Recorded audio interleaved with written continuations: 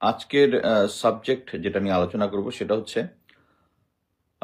আমাদের এই গত 16 বছরে যারা সেনা অফিসার ছিল, যারা বিভিন্নভাবে আওয়ামী লীগ সরকারের হাতে, ফ্যাসিস্ট সরকারের হাতে আহ, বিভিন্ন সময়ে বৈষম্যের শিকার হয়েছে, প্লাস তাদের উপরে অন্যায় অত্যাচার হয়েছে, তাদেরকে চাকরিচ্যুত করা হয়েছে এবং এদের সংখ্যাটা বেশ বড়। আমি এর আগেও বেশ কয়েকবার বলেছি, তারা বিভিন্ন সময় সরকারের কাছে আপিল করেছে। প্রথম তারা যে আপিলটা করেছিল সেটা ছিল হচ্ছে লেফটেন্যান্ট জেনারেল হাফিজ, যিনি প্রধান উপদেষ্টার যে ডিফেন্স অ্যাডভাইজার, তার কাছে। যেটা আমি বলবো হচ্ছে আগে যে জেনারেল তারেক সিদ্দিকী যে ছিল, ঘৃণিত lieutenant major general Tarek Siddiqui, তার যে অ্যাপয়েন্টমেন্টটা ওখানে উনি আছেন, উনার কাছে সবাই যখন অ্যাপ্লিকেশন করেছিল ওগুলা উনি ডিপ ফ্রিজের মধ্যে রেখে দিয়েছিলেন। পরবর্তীতে আপনারা সবাই জানেন ব্রিগেডিয়ার হাসান নাসির স্যার এই ভিকটিম ফ্যামিলি প্লাস 25 ফেব্রুয়ারির যে ভিকটিম ফ্যামিলি আছে তাদেরকে নিয়ে প্রধান উপদেষ্টা সাথে দেখা করেন। দেখা করার পরে নতুনভাবে এই প্রসেসটা শুরু হয় এবং তখন প্রফেসর ইউনুস জানান যে তিনি আগে এই জিনিসগুলো জানতেনই না। আজকে এখন আমরা একটা নিউজ দেখলাম, সেটা হচ্ছে 1522 জন পুলিশ কর্মকর্তা যারা এই গত 15-16 বছরে যারা নির্যাতিত নিপীড়িত হয়েছে তাদেরকে চাকরিতে পুনর্বহাল করা হয়েছে।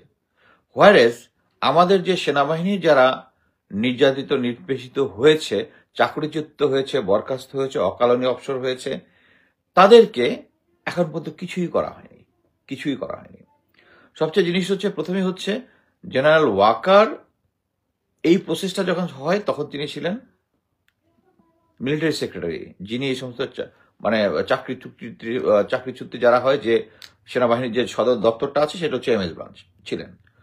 সো উনাকে প্রথমেই একজন অফিসার, রিটায়ার্ড অফিসার, একজন জেনারেল, আমি তার নামটা বলতেছি না, যাওয়ার পরে উনি বলেছেন যে এর বেশিরভাগই তো হচ্ছে মোরাল টার্পিটিউড কেস হচ্ছে বিভিন্ন ধরনের অনৈতিক কাজের জন্য যে চাকরি যায়। এই যে এই সময়টার মধ্যে অবশ্যই এটা একটা রুটিন জিনিস সেনাবাহিনীর ভিতরে, আমরা জনগণের একাংশ, সো ভাইস কিছু আমাদের মধ্যেও থাকবে যাদের মোরাল টার্পিটিউড বা এই ধরনের কেসে যাদের গিয়েছে তাদেরটা সর্টেড আউট করবে। কিন্তু যেটা হচ্ছে এই ব্যাপারে যখন আপনার মনে আছে কিনা, যখন এইটার একটা অংশ, এই বৈষম্যবিদ্যের সৈনিক, এর মধ্যে সৈনিকদের একটা সংখ্যা আছে, সৈনিক এবং অফিসার কিছু জাহাঙ্গীর গেটে যখন ব্লক করে, তখন সেনাপ্রধান এটাকে অ্যাড্রেস করে। মানে এখন পর্যন্ত আপনারা যতটাই দেখেছেন যে যদি সরকারকে বা সেনাপ্রধানকে বা সেনাবাহিনীকে কোনো একটা প্রেশার ক্রিয়েট না করার পর্যন্ত এটার কোনো অ্যাপ্রুভাল আসবে না। আমরা কয়েকদিন আগে দেখেছেন নেত্র নিউজে নিউজ করেছে যে তারা আয়নাঘর দেখতে চেয়েছিলেন সাংবাদিকরা সহ, এবং এটা সেনাবাহিনী না করে দিয়েছে। এটা কি সেনাবাহিনীর ভাবমূর্তি ক্ষুণ্ণ হবে। এত বছর ধরে, 16 বছর ধরে যে সমস্ত গুম খুনের সাথে অফিসাররা জড়িত ছিল, তখন সেনাবাহিনীর কোনো মানে ক্ষুণ্ণ হয় না, তখন ভাবমূর্তির কোনো ক্ষুণ্ণ হয় না, এখন ক্ষুণ্ণ হচ্ছে। সো এখন এই প্রেশারটা দেওয়ার পরে যেটা হয়েছে, একটা কমিটি গঠন করা হয়েছে। কমিটির মধ্যে প্রধানকে লেফটেন্যান্ট জেনারেল 20 লং কোর্সের, উনি হচ্ছে এনডিসির যিনি শাহিন, লেফটেন্যান্ট শাহিন স্যার, উনি হচ্ছে এটার প্রধান। নেক্সট হচ্ছে ডিএমআই ব্রিগেডিয়ার সেলিম আজাদ, আরেকজন হচ্ছে ডিপিএস, ওর নাম সম্ভবত আমার নামের সাথে সম্ভবত ব্রিগেডিয়ার মুস্তাফিজ। এই তিনজন মিলে মানে যে জিনিসটাই আসতেছে, ইভেন যে কেসগুলো আছে, এই কেসগুলো ইচ্ছা করলেই, যেমন এর মধ্যে অনেকগুলা মোরাল টার্পিটিউড কেস আছে, এগুলো আমি ব্রিগেডিয়ার হাসান নাসিরকে বলেছিলাম। একজন অফিসার আছে র্যাবে থাকাকালীন সে চিটাগাঙে একটা মাজারের টাকা লুট করেছিল, তাকে অপশন দেওয়া হয়েছিল, মানে এটা ওই সে মেজর জেনারেল জিয়া যে তখন তোমার সাথে খাতির ছিল, সে বলেছে যে তাকে বলা হয়েছে যে টাকাটা ফেরত দিতে, টাকা ফেরত দেয় না, টাকা সে ইনভেস্ট করে ফেলছে, so he lost his job. এখন সেও আসছে বৈষম্য বিরোধী ওই ইয়াতে, যে সেও নাকি ভিকটিম অফ এরকম আরো কিছু আছে। এই কেসগুলো সরাসরি আউট করে দেওয়া যায়, এবং কিছু কিছু জায়গায় আছে বিভিন্ন সময়ে ইভেন কিছু মোরাল টার্পিটিউড কেস মেড আপ করা হয়েছে অফিসারদের নামে। সো এই জিনিসগুলা রিভাইভ করতে হবে, কিন্তু সেনাবাহিনী এখন পর্যন্ত এত স্লো গতিতে রিভাইভ করতেছে, এবং আমি ইন্টারনালি যেটা শুনলাম বেশিরভাগই নেগেটিভ। এই ধরনের সিচুয়েশনে যেটা হয়, যখন আপনি বিচারকের জায়গায় বসবেন, তখন আপনাদেরকে অনেক কিছু কনসিডার করতে হবে। যেমন আমরা অনেক সময়, আমি নিজের একটা বলতে পারি, একটা সৈনিক লেট করে আসছে, কয়েকবার ছুটি বাড়াইছে, সো আমি খুব রাগ হয়ে তাকে চার্জশিট বানায় সিওর কাছে নিয়ে গেছি। তো ওর একটা সমস্যা ছিল যেটা আমি ইয়াং লেফটেন্যান্ট আমার কাছে বলতে পারেনি। সে সিওর কাছে গিয়ে তার পারিবারিক একটা সমস্যার কথা আমার সামনেই বলেছে। বলার পরেই ওখানেই চার্জশিটের মধ্যেই সিও আমার দিকে তাকে বললো, মানে যেহেতু সে জানে যে আমি খুব ইয়া ছিলাম, বললো মোস্তাফিজ আমি এটাকে পানিশমেন্ট দিতে পারো।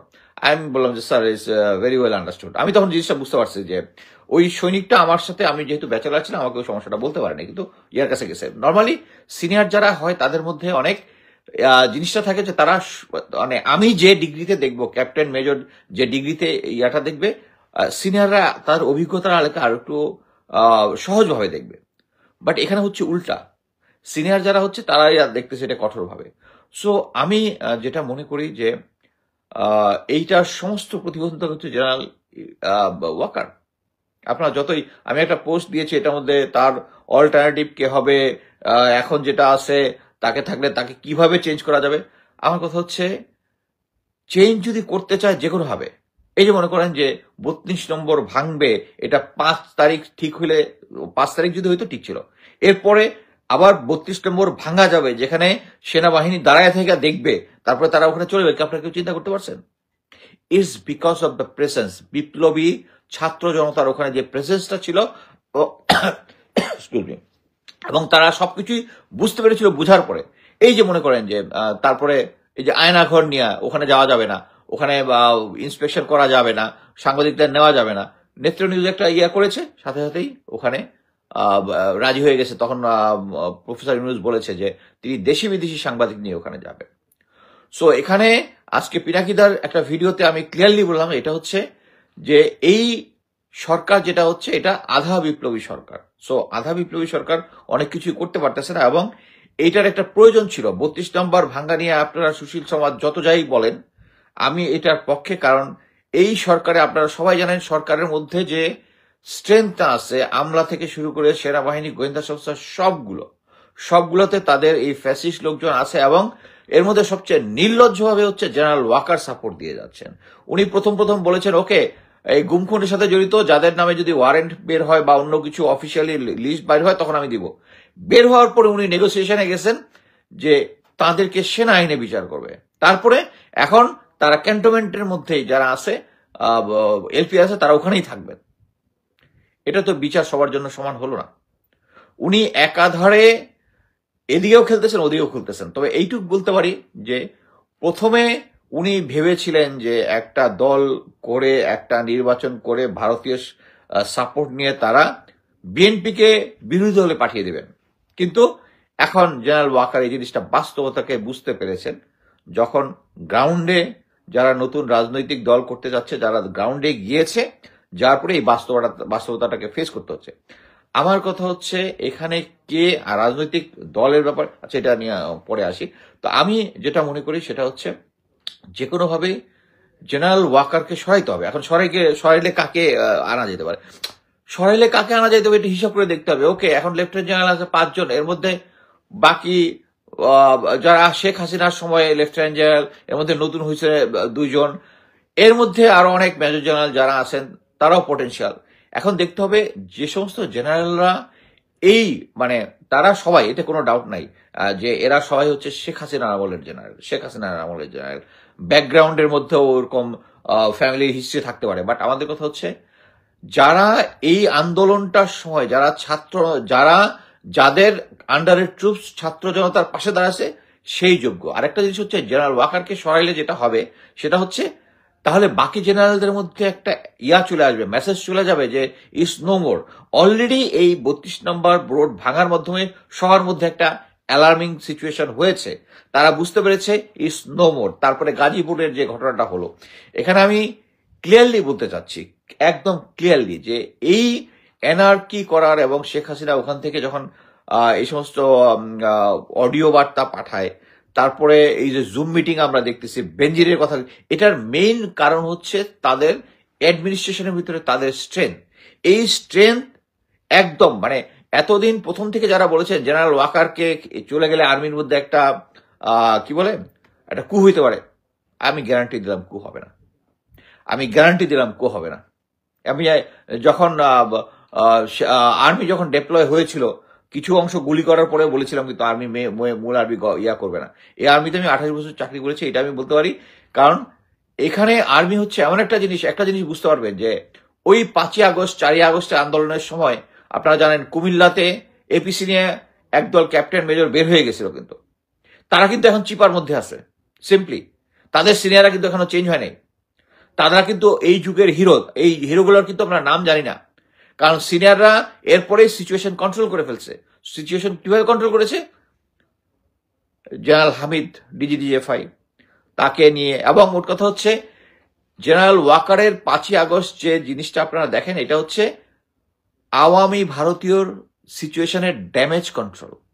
তারা খুব ভালোভাবে ড্যামেজ কন্ট্রোল করেছে এবং ছাত্ররা এটা অনেক পরে বুঝেছে। জেনারেল হামিদকে দিয়ে, আসিফ নজরুলকে দিয়ে এই সরকারটার মধ্যে স্যাবোটাজ করেছে এবং এখনো করে যাচ্ছে, এখনো করে যাচ্ছে, এখনো করে যাচ্ছে। কিভাবে বুঝলাম? যে ডিজিএফআই এর পেইড এজেন্ট ছিল সাংবাদিক মুনির হায়দার, যেহেতু আমি একদম কনফার্ম করে বলতেছি, কারণ উনি আমাকে ডিজিএফআই এর পক্ষে রিক্রুট করতে চেয়েছিল। এই অন্যান্য যারা ব্লগার আছে তাদেরকে একটা অ্যালায়েন্স করার কথা ছিল, আমি ক্লিয়ারলি বললাম। তাকে তাকে প্রধান উপদেষ্টার সহকারী করেছে। আজকে পিনাকি দা এটা খুব স্ট্রংলি বলেছে যে যদি এরকম করতে হয় কনক সরোয়ার ভাইকে করতে পারতো, ইলিয়াসকে করতে পারতো। কনক সরোয়ার ভাইকে ইভেন তার একটা পিএইচডিও আছে, এই যে লার্নার ম্যান, উনি একটা ভালো অ্যাডভাইজার হইতে পারতো। উনি তো নিজে থেকে কোনো কিছু বলবেন না, বাট আপনাদেরকে মনির হায়দারকে করতে হইলো, যে ডিজিএফআই পেইড এজেন্ট ছিল। আমি ওনার হিস্ট্রি জানি। ওনার সাদেক হোসেন রুমি, যিনি ডিজিএফআই ছিল অনেক আগে, উনি ওনাকে ডিজিএফআই, উনি ওনার সাথে কাজিন হয়, ও নিয়ে আসছিল এখানে। সো আমি এখানে যেটা মনে করি যে নেক্সট কে চিফ হবে, সিম্পল, যারা সরকার ছাত্রদের পক্ষে দাঁড়িয়েছে তা হবে। আপনারা হিসাব করলে, আমি নাম বলতে চাই না, অনেকে পরে এটার মধ্যে আমার পার্সোনাল রিলেশন অন্য কিছু খুঁজে বেড়াবেন, বাট কথা হচ্ছে হিসাব করে দেখবেন যারা মানে ওইরকম আওয়ামী জেনারেল হওয়ার পরেও তারা ছাত্রদের দিকে গুলি করেনি এবং তাদের সৈন্যরা ছাত্রদেরকে রক্ষা করেছে, সেই সেনাপ্রধান হওয়ার যোগ্য। বাট কথা হচ্ছে এখন আরেকটা কোশ্চেন, আচ্ছা জেনারেল ওয়াকারকে কিভাবে সরাবেন? শোনেন, এটা হচ্ছে আমাদের মিলিটারির মধ্যে যেটা হয় আর কি, সেটা হচ্ছে আমাদের একটা জিনিস থাকে হচ্ছে ইনস্টিংক্ট, সেটা হচ্ছে যে কোনো একটা সিচুয়েশন আমাদের টাস্কিং দেওয়া হয়, যে তোমার টাস্কিং হচ্ছে এটা, এখন এটা কিভাবে করবে। মনে করেন যে আপনাকে বললো যে কি ওই আপনাকে সূর্যের ওখান থেকে গিয়ে সূর্যের স্যাম্পল আনতে হবে, হিটের কাছে যেতে পারবেন না। তো আমার যদি কোশ্চেন করে, আমি বলবো যে ঠিক আছে, আপনি আমাকে কি টেকনিক্যাল সাপোর্ট দিবেন, ওইখানে যাওয়ার মতো টেকনিক্যাল সাপোর্ট দেন, তাহলে আমরা মোট কথা কোনো কাজেই অবিশ্বাস মানে অসম্ভব বলতে কোনো কথা নাই, অসম্ভব কোনো কথা নাই। আপনি এখন মনে করেন আমি একজন গোয়েন্দা সংস্থার প্রাক্সিকি বলি, আমি একজন গোয়েন্দা সংস্থার লোক, এখন জিওসির হাড়ির খবর শুনবো, মানে কি জিওসির বাসায় কি রান্না হয়েছে, খুব ইজি। ওখানে যে কটা মেসওয়েটার আছে বা কুক আছে, ওগুলো আমার শরীরদের মাধ্যমে পাঠায় আসতে, কি কি রান্না হয়েছে আজকে, কি কি গ্যাস হচ্ছে, মানে যে কোনো একটা টাস্কিং। সো এই টাস্কিংটার সমাধান অনেকগুলো আছে, আমি একটা রাফলি বলে দিতে পারি। এখন আমরা 32 নম্বরের ইয়াতে দেখছেন, জাস্ট প্রফেসর ইউনুস জেনারেল ওয়াকারকে ডাকবে। হ্যাঁ, এটা কিন্তু ক্লিয়ার ওই নেত্রা নিউজের সঙ্গে ইয়ার পরে, যে গোয়েন্দা সংস্থাগুলোর কোনো কন্ট্রোল যে প্রফেসর ইউনুসের নাই এবং সেনাবাহিনীর উপর নাই, এবং নেত্রা নিউজের সংবাদ করার পরেই কিন্তু ওই জিনিসটা আসছে যে তারা এখন উনি রাজি হয়েছেন। উনি ডাকবেন প্রফেসর জেনারেল ওয়াকারকে, ডেকে লিস্টটা ওনার কাছে আছে, অনেকেই ওনার কাছে পাঠিয়েছে আমি জানি, লিস্টটা দিয়ে বলবে যে এই সমস্ত অফিসারকে just send them home right now, আর যাদের অ্যারেস্টের ওয়ারেন্ট বের হয়েছে তাদেরকে পুলিশকে অ্যারেস্ট করতে দেবো, তার বাসায় থাকতে পারবে না, করো। If not you just put your resignation today. উনি করলেন না, উনি এসে একটা সাংবাদিক সম্মেলন করবেন, জনগণ প্রফেসর ইউনুসের পাশে আসে এবং সারা দেশ থেকে আওয়াজ উঠবে যে ওয়াকার যেন স্টেপ ডাউন হয়। সো ইচ্ছা করলে অনেক পদ্ধতি আছে, করা যাবে। এখন আসি হচ্ছে অপারেশন ডেভিলস হান্ট। অ্যাকচুয়ালি আমি এটা নিউজে দেখলাম 1308 জন ডেভিলস হান্টের আন্ডারে। জিনিসটা হচ্ছে এই অপারেশন অর্ডারটা অ্যাকচুয়ালি যে নিউজটা যখন বের হয়েছে তখন কিন্তু হয় নাই। আমি এখন যে কথা বলতেছি এর বাংলাদেশের যে এর আগের দিন যে ডেটটা ছিল, সেই ডেটে রাতের বেলা ফাইনাল হয়েছে যে অপারেশন, আর্মিতে যেটা হয় যে কোনো অপারেশন হলে এটা একটা অপারেশন অর্ডার বের হয়। অফিসিয়ালি এখন পর্যন্ত অর্ডারটা বের হয় নাই, হয়তোবা এতক্ষণে সাইন হয়ে গেছে। সাইন হয়ে যাওয়ার পরে এই আপনারা 1,308 জন যে অ্যারেস্টের ইয়েটা দেখতেছেন, এটা হচ্ছে মেইনলি পুলিশ ইয়ে করেছে। আপনি কিন্তু কোথাও পাবেন না যে সেনাবাহিনীর বারত দিয়া যে এই অপারেশনের আন্ডারে তারা এই অপারেশন গুলো করেছে। বাট প্রথম কথা হচ্ছে এই অপারেশনটা চালানোর কথা ছিল হচ্ছে 5ই আগস্টের পরে। যখনই একটা কন্ট্রোল এসেছে তখনই কিন্তু এই আওয়ামী, এবং আমি আপনাকে জাস্ট একটা জিনিস বলি, সেনাবাহিনীর ভিতরে যখন এটা নিয়ে আলোচনা হয়েছে, যখন অপারেশন অর্ডার নিয়ে যখন কনফারেন্স হয়েছে, এর মধ্যে অনেক জেনারেল, অনেক কমান্ডিং অফিসার তারা দিয়েছে, আমরা কি শুধু আওয়ামী লীগ কেন ধরবো, যারা দোষ করে তাদেরকেই ধরবো।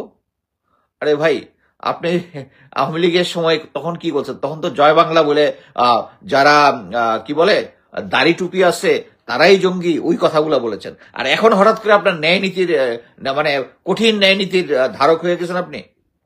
একটা জিনিস বুঝছেন যে সেনাবাহিনীতে এখন পর্যন্ত যারা 5ই আগস্টের আগে অধিনায়ক ছিল, যারা ব্রিগেড কমান্ডার ছিল, তাদের সৈনিকদেরকে বলছে যে দাড়ি টুপি মানে হচ্ছে জঙ্গি।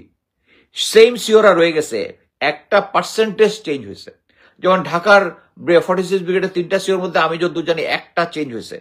আমি জানি না এর আগে যে চেঞ্জ হয়েছে কোথেকে আসে, বাট বাকি দুজন কিন্তু আগের হিসাবেই আছে, এবং তারা এতদিন কিন্তু ওই কিলিং এর সাথে জড়িত ছিল। সো তারা এখন নতুন ভাবে কি বলবে, আওয়ামী লীগ ধরো।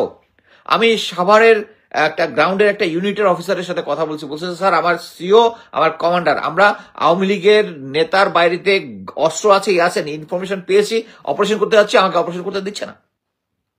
কারণ 90 তখনও সেই জেনারেল মঈন থেকে শুরু করে সবাই আছে। সো এই সিচুয়েশনে আমি মনে করি যে আমাদের জেনারেল ওয়াকারকে চেঞ্জ করা উচিত, এবং এটা যদি প্রফেসর ইউনুস, উনি একজন বিজ্ঞ লোক, উনি ইচ্ছা করলেই পারবেন। উনি যেটা মনে করেন যে জেনারেল ওয়াকার সরে গেলে একটা এনার্কি হবে, রং। এই আর্মির যে মাস গ্রুপ যেটা আছে, এই কমান্ড এশনালটা কোনো চেঞ্জ হয় নাই দেখি এখন আপনার কাছে মনে হচ্ছে একটা এনার্কি হবে। কোনো এনার্কি হবে না, কোনো এনার্কি হবে না।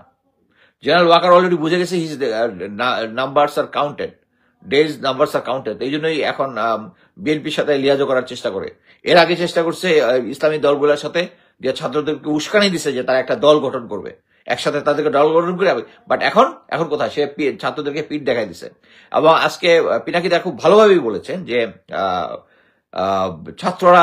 ছাত্রদেরকে অনেক উনি বুদ্ধি পরামর্শ দিয়েছেন, কিন্তু ছাত্ররা কিন্তু এখন পর্যন্ত রাজনৈতিক দল একটা করার ব্যাপারে এখন পর্যন্ত আমি তাদের কোনো অ্যাক্টিভিটি দেখতেছি না। আবার আমি এর আগে কয়েকটা বলেছি যে সেনাবাহিনীর মধ্যে কয়েকটা গ্রুপ নতুন দল করার চেষ্টা করতেছে। নতুন দল করতে কোনো সমস্যা নাই, অবশ্যই নতুন দল ওয়েলকাম, কিন্তু বুঝতে হবে যে এই দলের মধ্যে যদি আওয়ামী ফ্যাসিস্ট সরকারের লোকজন থাকে, যারা 2018 সালে একটা লিস্ট দেখেছিলাম, সম্ভবত 18 সালে, যে 147 জন অফিসারের আওয়ামী লীগে যোগদান, তাদের লোকজন থাকে, তারা চেঞ্জ করে, এটা মেনে নেওয়া যাবে না। এবং আমি মনে করি যে সেনাবাহিনীর অফিসার যারা আছে তারা যদি রাজনীতিতে অংশগ্রহণ করতে চায়, আমার মনে হয় এক্সিস্টিং দলগুলোর সাথে মার্চ, তার নিজের আদর্শ অনুযায়ী এক্সিস্টিং দলগুলোর সাথে মার্চ করলে এইটার মানে জনগণের সারা আরো বেশি পাবে। একটা নতুন দল গঠন করে, এবং আমি এটা বলতে পারি নতুন দল গঠন করে এটা আর কিংস পার্টি হওয়ার সুযোগ নাই। কারণ একটা গুড থিং হচ্ছে এখন রাজনৈতিক প্রেক্ষাপটে ডিজিএফআই এনএসআই একদম ইনঅ্যাক্টিভ আছে। এরা যে ম্যানিপুলেশন যেগুলা করতো এগুলা এখন বন্ধ হয়েছে। আমি এরকম কনফার্মেশন পেয়েছি, আলহামদুলিল্লাহ, দিস ইজ গুড। তাদের উচিত এখন তাদের যে মেইন কাজ সেটা হচ্ছে এই ডেভিলস হান্টে ভারতীয় দোসর দালাল যারা আছে এদের ইনফরমেশন দেওয়া। এবং আমি এই ধরনের কাজে আগে ডিজিএফআই এনএসআই এর সাপোর্ট নিয়েছি, আমরা যখন গ্রাউন্ডে এই ধরনের অপারেশন ক্লিন হার্টে আমি ছিলাম, অন্যান্য অপারেশনে ছিলাম। সো এই কাজগুলো করা, বাট কথা হচ্ছে এখনো ওই জিনিসটা চেঞ্জ হয়নি। সো আমার কথা হচ্ছে এই অপারেশন ডেভিলস হান্টটা মেইনলি আওয়ামী দোসর যারা এখনো দেশের মধ্যে লুকায় আছে এবং এই সমস্ত জুম মিটিং এর মধ্যে যারা থ্রেট দিচ্ছে দেশকে অস্থিতিশীল করবে, এদেরকে ইমিডিয়েটলি অ্যারেস্ট করা। এবং আমি বিশ্বাস করি যে গ্রাউন্ডে যারা আছে, অন্তত এইবার জেনারেল ওয়াকার সিনসিয়ারলি কাজ করে ওই পার্টিকে ধরবেন। আমরা অ্যাকচুয়ালি দেখতে থাকবো, আর যদি এটা সফল না হয় আমি প্রফেসর ইউনুসকে অনুরোধ করবো, প্লিজ চেঞ্জ জেনারেল ওয়াকার। এবং আরেকটা জিনিস হচ্ছে, আমি অ্যাকচুয়ালি অনেকগুলো পয়েন্ট একসাথে বলে ফেলছি এবং দীর্ঘ হয়ে গেছে, পয়েন্টগুলো আমার মধ্যে ছিল। একটা হচ্ছে যে সমস্ত অফিসাররা এখনো আছে, এখনো যারা বৈষম্যের শিকার হয়েছে এই তাদেরকে ইচ্ছা করলেই বিভিন্ন প্রশাসনে বিভিন্ন জায়গায় ইয়ে করতে পারে। আমি একটা জিনিস জানি যে সেনাবাহিনীতে একটা আর কুর্মিটোলা গলফ ক্লাবের একটা সিইওর পোস্ট আছে। এটা এতদিন ওই আওয়ামী দোসরই ছিল। আবার নতুন যে প্যানেল দেখতেছি, যেটা নির্বাচন, এটা নিয়োগ দিবেন হচ্ছে জেনারেল ওয়াকার, ওখানে আমি দেখলাম আমার কিছু প্রিয় অফিসার সহ যারা আওয়ামী লীগের দোসর ছিল তাদের নাম আছে শুধু। সো অ্যাকচুয়ালি মানে জেনারেল ওয়াকারকে রেখে কোনো সংস্কারই সম্ভব নয়। সো আমি আশা করব যে সরকার এই যে ফোর্সটা আছে সেনাবাহিনীর, যে যারা বৈষম্য শিকার, তাদেরকে প্রশাসন বা বিভিন্ন জায়গায় অ্যাডজাস্ট করলে তাদের যে বর্তমান সিচুয়েশন আছে, তাদের ব্যক্তিগত জীবন অনেকেই আছে, অনেকেই ভালো চাকরি পায়নি। এটা মনে রাখতে হবে যে হাসিনার আমলে যারা রিটায়ার করার পরেও ভালো চাকরি পেয়েছে তারা সবাই হচ্ছে আওয়ামী লীগের দোসর, এবং তারা এখনো সেই চাকরিতে আছে। কিন্তু যারা এই সময় বৈষম্য বিরোধী আন্দোলনে অংশগ্রহণ করেছে তারা চাকরি পাচ্ছে না। সো এ ব্যাপারে আমি সেনাবাহিনী তথা জেনারেল ওয়াকারের সাহায্য কামনা করছি। যদি না হয় আমি প্রফেসর ইউনুসকে বলবো প্লিজ চেঞ্জ ওয়াকার, কারণ জেনারেল ওয়াকারকে রেখে বাংলাদেশে কোনো সংস্কার হবে না। ধন্যবাদ।